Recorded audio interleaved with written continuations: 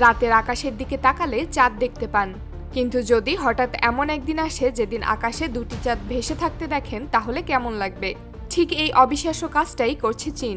তারা গোপনে এমন সব আবিষ্কার করছে যা পুরো বিশ্বকে হতবাক করে দিয়েছে।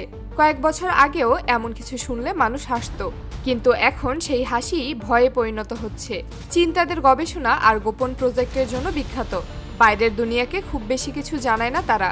সবকিছু চুপিসারি চলে গোপন ল্যাবরেটরি বা পাহাড়ের নিচে লুকানো ঘাঁটিতে। আর সেই গোপন প্রজেক্টের মধ্যে সবচেয়ে আলোচিত হচ্ছে কৃত্রিম চাঁদ। কয়েক মাস আগে চীন পরীক্ষামূলকভাবে এই কৃত্রিম চাঁদ লঞ্চ করেছিল। আশ্চর্যের বিষয় হলো পুরো পৃথিবী কিছুই বুঝতে পারেনি।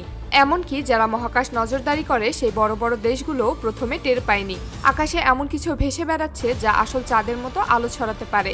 এই ধারণাই পৃথিবীর মানুষের কাছে নতুন। কৃত্রিম চাঁদের উদ্দেশ্য নিয়ে চীন কিছু স্পষ্ট করে বলেনি, তবে ভেতরের সূত্রগুলো থেকে জানা যায় এটি ব্যবহার করে তারা রাতের বেলা তাদের বড় শহরগুলোকে আলোকিত করবে।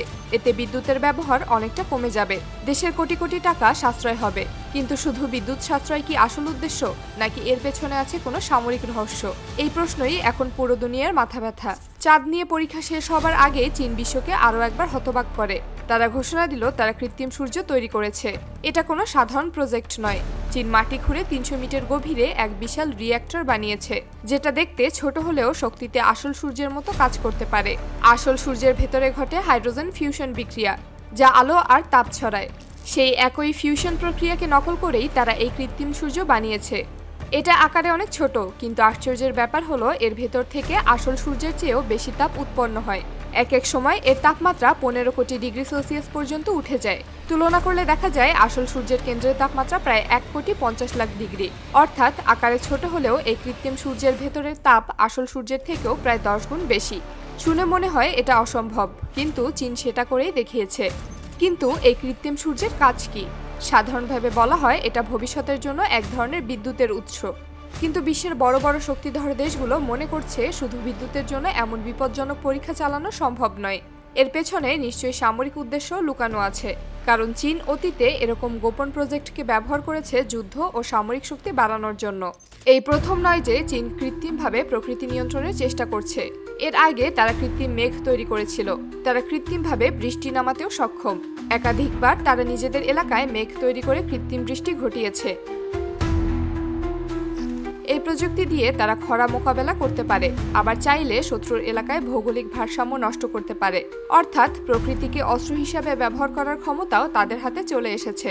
এমন পরিস্থিতিতে যুক্তরাষ্ট্র ও ইউরোপের বড় বড় দেশগুলো চিন্তিত হয়ে পড়েছে, কারণ চীন খুব কমই নিজেদের প্রকল্প নিয়ে খোলাখুলি আলোচনা করে। তারা সবকিছু শেষ করে ফেলে, তারপর হঠাৎ ঘোষণা দেয়। এর ফলে বাকিরা শুধু অবাক হয়ে তাকিয়ে থাকে। কৃত্রিম চাঁদ হোক কিংবা কৃত্রিম সূর্য, এসবের মাধ্যমে চীন আসলে বোঝাতে চাইছে যে তারা প্রযুক্তি আর শক্তির দিক থেকে বাকিদের থেকে অনেক এগিয়ে গেছে। বিশ্বের বড় বড় বিজ্ঞানীরা বলছেন যদি চীন এই প্রযুক্তি পুরোপুরি কাজে লাগাতে পারে তাহলে তারা শুধু শক্তিতেই নয়, মহাকাশ নিয়ন্ত্রণেও এগিয়ে যাবে। এখন প্রশ্ন হলো, ভবিষ্যতে এই প্রযুক্তি আমাদের জীবনে কি পরিবর্তন আনবে? যদি কৃত্রিম সূর্য আর কৃত্রিম চাঁদ বাস্তবেই বড় আকারে কাজ শুরু করে তাহলে রাত দিনের পার্থক্যই হয়তো বদলে যাবে। কোনো শহরে হয়তো বা আর অন্ধকার নামবেই না। বিদ্যুতের বিল হয়তো অনেক কমে যাবে। আবার হয়তো প্রকৃতির স্বাভাবিক ভারসাম্য নষ্ট হয়ে যাবে। পাখি, পশু কিংবা গাছপালা সবকিছুই বিভ্রান্ত হয়ে পড়বে। আর যদি সামরিকভাবে এসব প্রযুক্তি ব্যবহার হয় তাহলে পৃথিবীর ভবিষ্যৎ এক নতুন ধরনের যুদ্ধে ঠেলে দেওয়া হবে। চীন এখনো এসব বিষয়ে চুপ করে আছে। তারা স্পষ্ট করে কিছু জানায় না, শুধু বলে এটা তাদের গবেষণার সাফল্য।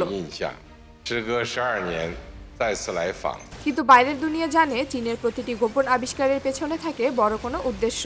সেটা হতে পারে শক্তির দিক থেকে এগিয়ে যাওয়া, আবার হতে পারে বিশ্বকে নিয়ন্ত্রণ করার ইঙ্গিত দেওয়া।